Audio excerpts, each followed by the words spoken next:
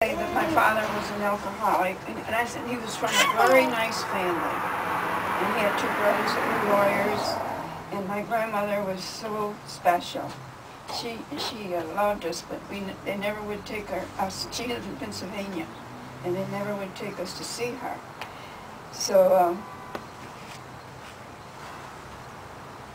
my uncle was an alcoholic, and he decided he was going to take us to my aunt in Pontiac, Michigan. That was about 35 miles from him. And we had to walk. I was only 4, and my other sister was 2 1/2, and the other one was a little baby. So we walked. Once in a while we'd get a ride. But we went that. And we got to my aunt's house, and he said, he called her Midge. He said, Midge, I want you to take care of my family till I get a job and find a place, and I'll come and get them. And you believe from that day to this day, we never saw him. Never came back. So Grandma decided she was going to adopt us.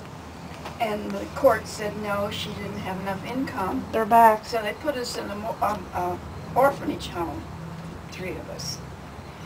And it was so scared, you know.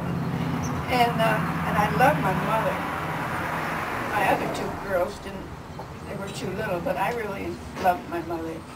I used to run downstairs and get the bottle for the baby, and I used to sit out and watch the window for her to come home, you know.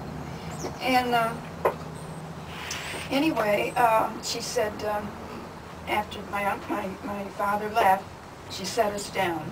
She said, now from now on, I'm your mother. And you're to call me mother, or mommy. Where was your real mother at this time?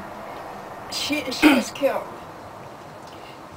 She took the baby and went with this family. They had a farm, and this one day she wanted to get out of the house, so she asked him if her and the baby could ride with him. He was going to take a load of potatoes somewhere, and they come to a railroad crossing, and he had a wooden foot. And it slipped off of the brake, and the truck went right in front of the train, took his head right off. You couldn't even see what the truck was like. And your baby sister died? The baby went through the arms and legs. So your baby sister died? Yeah. I stayed there. And my mother, her arms and legs, everything, her body was broken. And she could have lived, but she'd had to be in a wheelchair. And she was only like 29. And she said, no way. So she didn't try to live. So then my aunt kept after the court, and finally they let her take us.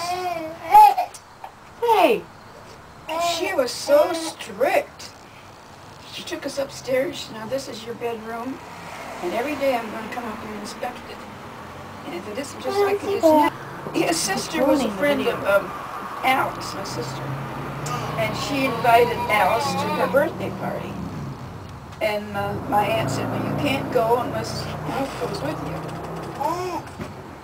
And I said, well, I worked at the dime store. And I worked till 9 o'clock that night. I was tired. I didn't want to go. Alice started crying. I said, okay, I'll go. And we went there, and I sat in the corner, and he came in, Bill came in, and I thought, oh, he's something. And I didn't like him, you know. He had brought a girlfriend.